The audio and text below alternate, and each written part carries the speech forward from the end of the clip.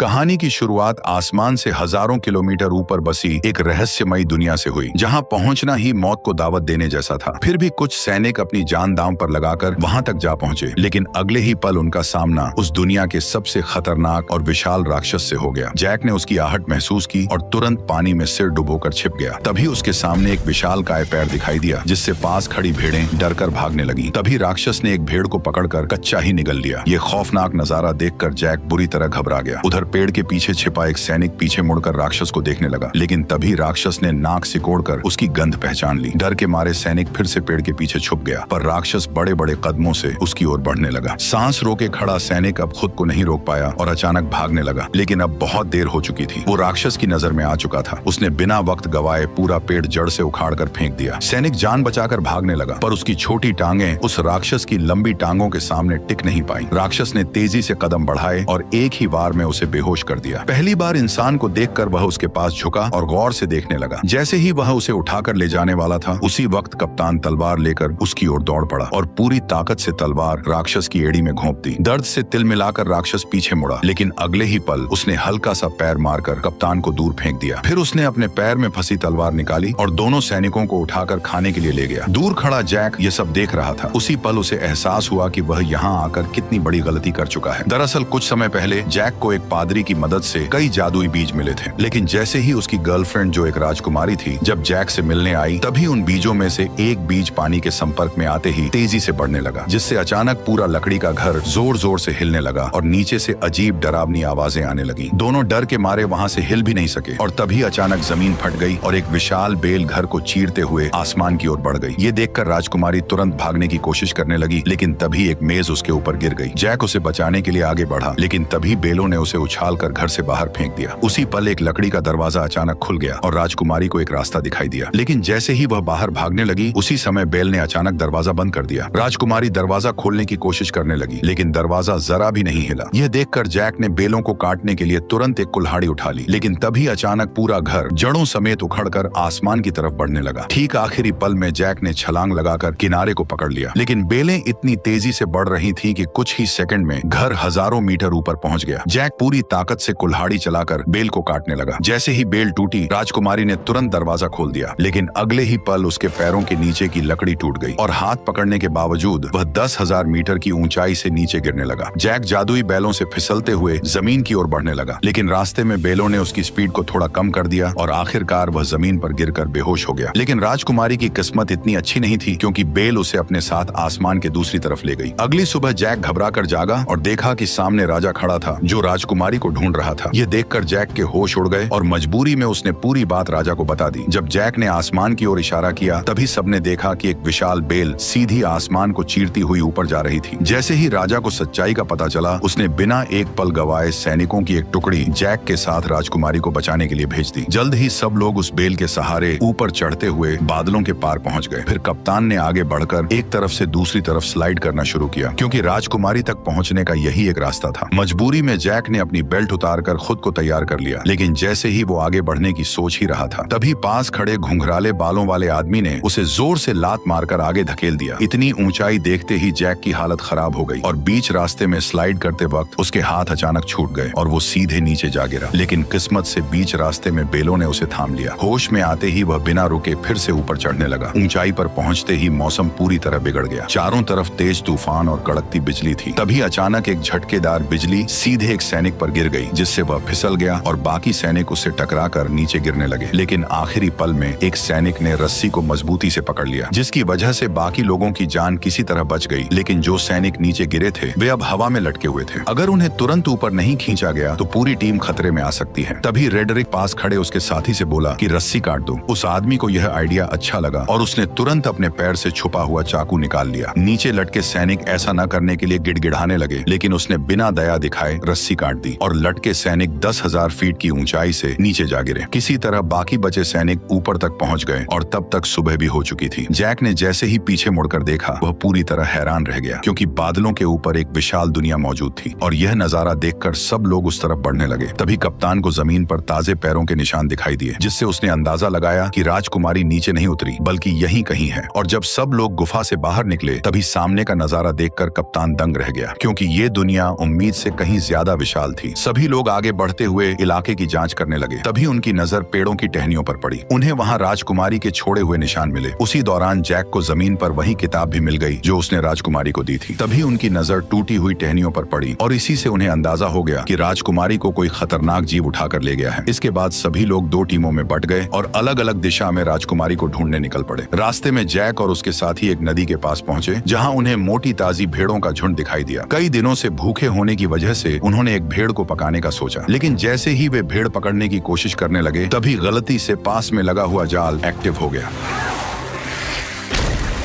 Jack ने तुरंत अपना चाकू निकाला और पूरी ताकत से जाल काटने लगा। उधर कप्तान भी रस्सी काटने की कोशिश कर रहा था, लेकिन तभी उसकी नजर एक अजीब चीज पर पड़ी। पास के सारे कौवे अचानक घबराकर उड़ गए और सारी भेड़ें भी एक साथ दूसरी दिशा में भागने लगी। कप्तान को कुछ शक हुआ, पर वो फिर भी रस्सी काटता रहा और जैसे तैसे वे दोनों जाल से निकल आए। लेकिन तभी जंगल से डरावनी आवाज गूंज उठी और उसी पल एक विशालकाय दानव उनके सामने आया और दोनों सैनिकों को पकड़कर अपने साथ ले गया। जैक चुपचाप दानव के पीछे पीछे चलने लगा ताकि सही मौका मिलते ही वो साथियों के साथ राजकुमारी को भी बचा सके। दूसरी तरफ रेडरिक दोनों सैनिकों के साथ एक चट्टान के किनारे पर पहुंच गया। गंजे आदमी को लगा कि इस तरह ढूंढते रहना बेकार है और वह कोई दूसरा रास्ता खोजने के लिए आगे बढ़ने लगा। लेकिन तभी रेडरिक ने अपनी चाल चल दी। अरे देखो, वो रही इजाबेल। जैसे ही गंजा आदमी वापस मुड़कर चट्टान के पास आया तभी रेडरिक ने मौके का फायदा उठाकर उसे सीधे गहरी खाई में धक्का दे दिया। यह देखकर रेडरिक का दोस्त जोर जोर से हंसने लगा। तभी एक विशाल हाथ ने अचानक उसे पकड़ लिया। ठीक उसी पल पीछे से एक और पहाड़ जितना बड़ा दानव उसके सामने आ गया। रेडरिक डर के मारे वहीं जमीन पर गिर पड़ा और जल्दी जल्दी अपने बैग में कुछ ढूंढने लगा। लेकिन जैसे ही दानव उसे पकड़ने के लिए हाथ बढ़ाने लगा, ठीक उसी पल रेडरिक ने एक चमकता हुआ ताज बाहर निकाल लिया। ताज को देखते ही दानव वहीं रुक गए, मानो किसी अदृश्य ताकत ने उन्हें जकड़ लिया हो। दरअसल ये एक जादुई ताज था। जिसके हाथ में भी ये शक्तिशाली ताज होता, दानव उसकी हर बात मानने को मजबूर हो जाते। उधर जैक दानव का पीछा करते करते उनके ठिकाने तक पहुंच गया और वहां का नजारा देखकर वह हैरान रह गया, क्योंकि चारों तरफ खूबसूरत झरने और ऊंचे ऊंचे पहाड़ थे जो किसी स्वर्ग से कम नहीं लग रहे थे। वहीं पर 2 सिर वाला दानव राजकुमारी को एक पिंजरे में कैद किए हुए था। फिर वह उसे बाकी दानवों के पास ले गया, जहां सारे दानव इकट्ठा होकर उसकी तरफ देखने लगे। तभी वो दानव भी लौट आया जिसने कप्तान और उस मोटे सैनिक को पकड़ा था। उसने उन दोनों को लाकर पिंजरे के पास फेंक दिया। यह देखकर 2 सिर वाले दानव को शक हुआ कि शायद और भी इंसान यहाँ मौजूद हैं। इसलिए उसने जमीन पर पड़े एक मोटे सैनिक को पकड़ लिया और उसकी गर्दन मरोड़कर उसे जिंदा ही निगल लिया। इसके बाद दानव ने उसके कवच को बाहर थूक दिया। पर जैसे ही वो दानव कप्तान को धमकी देने लगा कि वह राजकुमारी को भी खा जाएगा, तभी पास से एक आवाज आई जिसने सबका ध्यान अपनी तरफ खींच लिया। दरअसल वो आवाज किसी और की नहीं बल्कि उसी गद्दार रेडरिक की थी। उसके सिर पर पहने ताज को देखते ही बाकी सभी दानव तुरंत घुटनों के बल झुक गए और उसी पल उसका असली प्लान सबके सामने आ गया। वह सीधे 2 सिर वाले दानव के सामने गया और उसे घुटनों पर आने का हुक्म दिया। उसके सिर पर ताज देखकर 2 सिर वाला दानव मजबूरी में झुक गया और फिर रेडरिक उसके चेहरे पर पैर रखकर धीरे धीरे चलते हुए सिंहासन की ओर बढ़ गया और उसी पल से रेडरिक दानवों की दुनिया का नया राजा बन गया। उसने इंसानों पर हमला कर पूरी दुनिया जीतने का ऐलान कर दिया। उसकी बातें सुनकर दानव सेना बहुत ज्यादा खुश हो गई, पर 2 सिर वाले दानव के दिमाग में कुछ और ही चल रहा था। उधर दानव ने कप्तान को पकाने के लिए उठाकर सीधे चिपचिपे आटे पर फेंक दिया। वह जितना छटपटाया उतना ही उसमें फंसता चला गया। तभी दानव आगे बढ़ा और उसने कप्तान के ऊपर मुट्ठी भर आटा पटक दिया। इसके बाद दानव ने बड़ी ही घिनौनी हरकत की।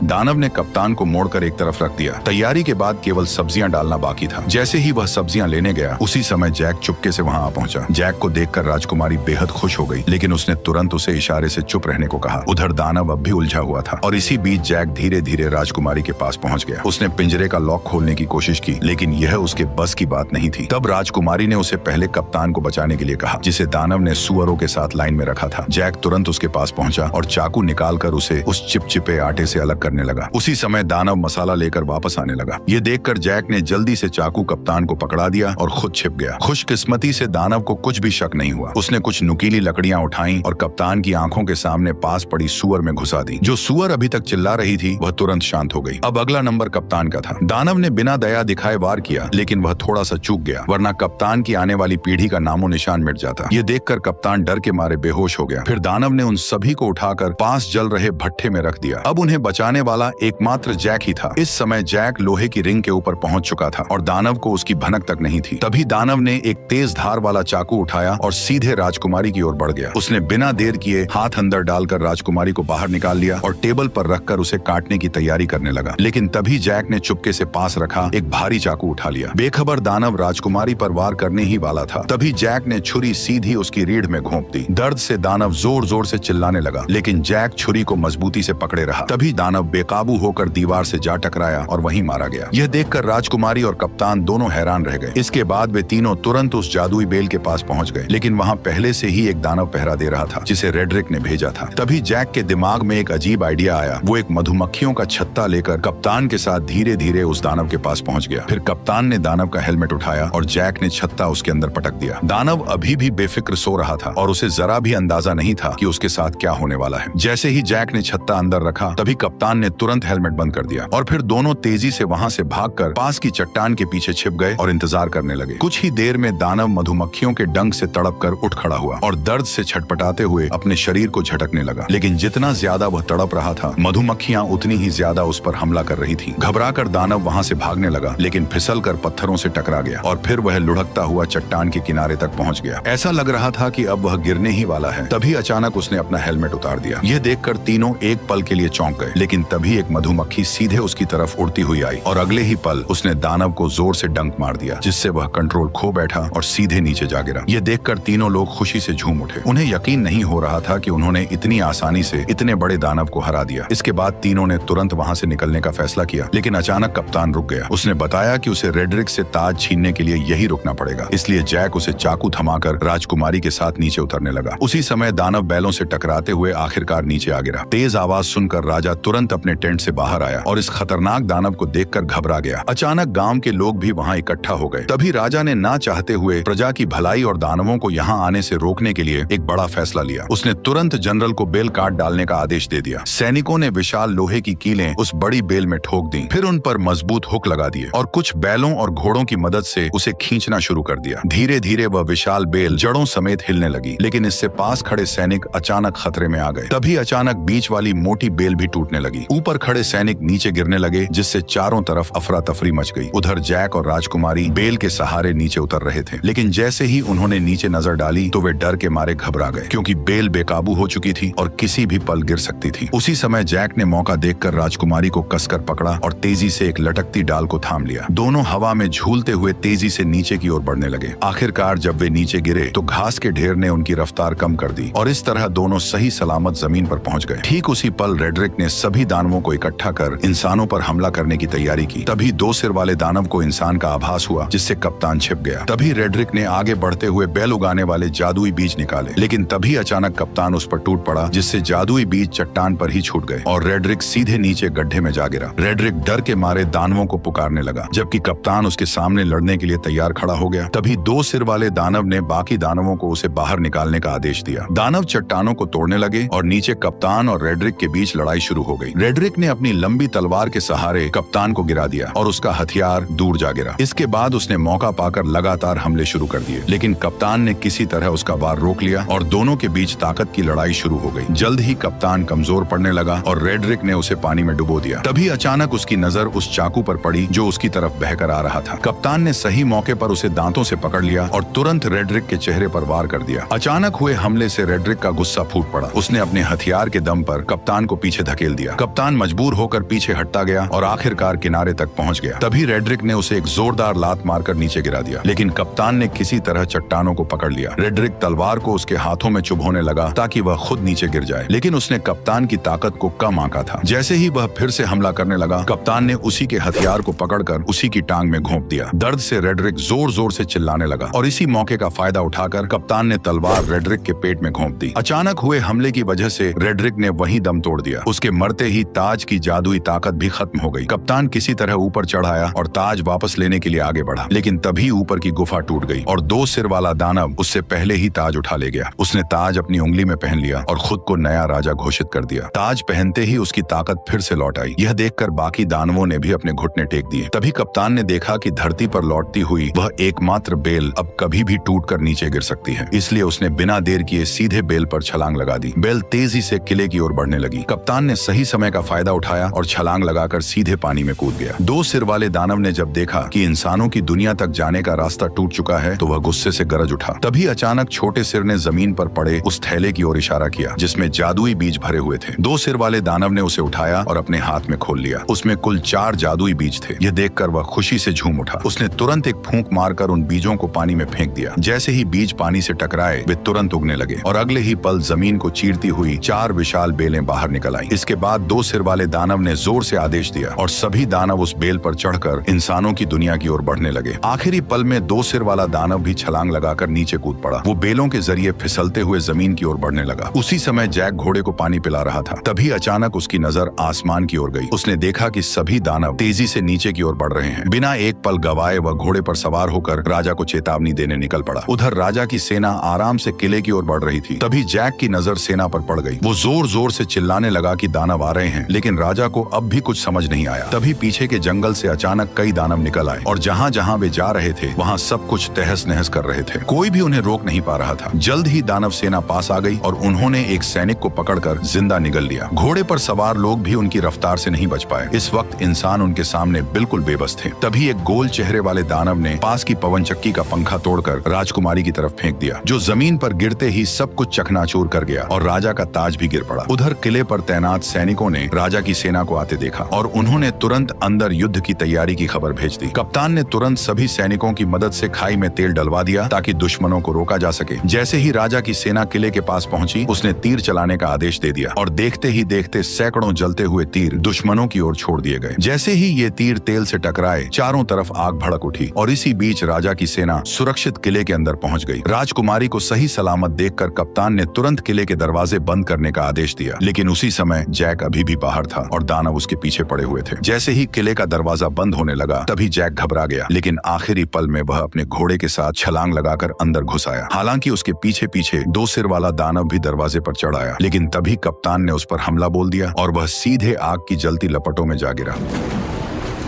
जल्द ही आग ने उसे पूरी तरह घेर लिया, लेकिन हैरानी की बात यह थी कि उसके अपने लोग भी उसे बचाने नहीं आए, बल्कि बस खड़े खड़े उसे जलते हुए देखते रहे। उधर लोग अभी आपस में बात ही कर रहे थे कि अचानक आसमान से एक बड़ा लोहे का घंटा तेजी से किले की ओर आया। उसने दीवार को ध्वस्त कर दिया और सीधे नीचे जा गिरा। इससे पहले कि कोई कुछ समझ पाता, अचानक युद्ध का बिगुल बज उठा। तभी 2 बड़े लोहे के हुक किले के दरवाजे की तरफ फेंके गए, जिन्हें दानव मजबूती से खींचने लगे। तभी इंसानों और दानवों के बीच खींचतान शुरू हो गई। असल में यह सब गोल चेहरे वाले दानव का प्लान था, जिसने और ज्यादा दानवों को बुलाकर किले के दरवाजे को तोड़ने का आदेश दिया। अंदर का माहौल पूरी तरह अफरा तफरी में बदल गया। राजकुमारी जैक को लेकर किले के अंदर की तरफ भागी। उधर बूढ़े राजा ने सभी सैनिकों को आदेश दिया कि वे दानवों को रोकने के लिए क्रॉसबो का इस्तेमाल करें। जल्द ही और भी दानव आ गए और उन्होंने पूरी ताकत से खींचना शुरू कर दिया। तभी कप्तान के आदेश पर सैनिकों ने कई सारे क्रॉसबो छोड़ दिए, जो सीधे लकड़ी के दरवाजे पर जा लगे। सटीक निशाना लगते ही सैनिक तुरंत क्रॉसबो गाड़ियों को पीछे खींचने लगे। किले की सेना टुकड़ियों में बट गई और राजा भी मदद के लिए आ गया। वो कप्तान से दानवों की कमजोरी पूछ ही रहा था कि तभी आसमान से एक जलता हुआ पेड़ गिरा, जिसने सैनिकों को अलग अलग बिखेर दिया। अगले ही पल कई सारे जलते हुए पेड़ सैनिकों के ऊपर गिरने लगे, जिससे उनकी पकड़ ढीली होने लगी। ऐसा लग रहा था जैसे दरवाजा जल्द ही टूट जाएगा। तभी राजकुमारी जैक को लेकर किले के अंदर पहुंची, लेकिन अचानक एक भारी दहाड़ और जमीन में उठती दरारों ने उनका ध्यान खींच लिया। डर के मारे दोनों पीछे हट गए और कुछ पत्थर ऊपर की ओर उड़ने लगे। नीचे से अचानक 2 विशाल हाथ बाहर निकले। ये वही 2 सिर वाला दानव था जो पहले आग में गिरने के बावजूद बच गया था, क्योंकि पानी के नीचे होने की वजह से आग उसका कुछ नहीं बिगाड़ पाई और वह सीवर के रास्ते से चुपचाप किले के अंदर तक घुस आया। अचानक उसे राजकुमारी की शाही गंध महसूस हुई। जैक ने डरते हुए कंबल खोला और देखा कि दानव की अभी तक उन पर नजर नहीं पड़ी है, लेकिन तभी गुस्से में दानव ने पास रखा शीशा तोड़ दिया। घबराहट में कंबल में छिपे दोनों लोग कांपने लगे, लेकिन दानव ने सीधे ऊपर से उन्हें देख लिया। जैक पूरी ताकत लगाकर तुरंत राजकुमारी को पकड़कर भागा, लेकिन दानव लगातार उनका पीछा करने लगा। कोई रास्ता न होने की वजह से दोनों मजबूरी में दूसरी मंजिल की ओर भागे। वे कदमों को रोकने की हिम्मत भी नहीं कर रहे थे, लेकिन अचानक एक हाथ साइड से बाहर निकला और राजकुमारी को पकड़ लिया। जैक ने पास में रखी कुल्हाड़ी उठाई और बिना देर किए सीधे उस पर हमला कर दिया, लेकिन दानव ने दूसरे हाथ से उसे पकड़ लिया। छोटा सिर जैक जैक का मजाक उड़ाने लगा। तभी जैक ने गुस्से में सीधे कुल्हाड़ी मारकर उसका हेलमेट तोड़ दिया। गुस्से में दानव ने अपना बड़ा मुंह खोल लिया। तभी जैक ने लॉकेट में छिपा हुआ जादुई बीज निकाला और सीधे उसके मुंह में फेंक दिया। जादुई बीज सीधे उसके पेट में चला गया, जिससे 2 सिर वाले दानव को अचानक कुछ गड़बड़ महसूस हुई और उसने तुरंत दोनों को जमीन पर पटक दिया। तभी अचानक एक बेल उसके शरीर से बाहर आई और दोनों डर के मारे पीछे हट गए। अचानक कई सारी बेलें पूरी रफ्तार से उसके शरीर को चीरते हुए बाहर निकल आई, जिससे हॉल पूरी तरह से तबाह हो गया। अचानक राजा का मुकुट पहना हुआ हाथ भी जैक के पास गिर गया। उधर बाहरी सैनिक अभी भी दानवों को रोकने में लगे हुए थे, लेकिन गोल मुंह वाले दानव की एक आवाज पर सभी दानव धीरे धीरे पीछे बढ़े और सैनिकों को एक एक कर गिराते चले गए। किले का दरवाजा धीरे धीरे खुल गया। कप्तान ने तुरंत सैनिकों से लोहे का दरवाजा बंद करने को कहा। ठीक उसी पल गोल मुंह वाला दानव अपने साथियों के साथ धुंध से धीरे धीरे बाहर आया, लेकिन लोहे का दरवाजा उसे ज्यादा देर तक रोक नहीं पाया और उसने एक ही झटके में दरवाजे को तोड़ दिया। तभी वो दानव अपने साथियों के साथ किले के अंदर घुस गया। वहां खड़े टेस्टी सैनिकों को देखकर वे बेहद खुश हुए। दानव हमला करने ही वाले थे कि पीछे से अचानक आवाज आई और सभी दानवों का ध्यान उस आवाज पर चला गया। दानव ने भीड़ में ध्यान से देखा और अचानक उसने अपना हथियार छोड़ दिया। ये देखकर बाकी दानव भी हथियार छोड़कर सभी इंसानों के सामने घुटनों के बल बैठ गए। कप्तान यह नजारा देखकर चौंक गया। तभी अचानक जैक मुकुट लेकर आगे आया और उसने तुरंत सभी दानवों को वापस उनकी दुनिया में लौट जाने का हुक्म दे दिया।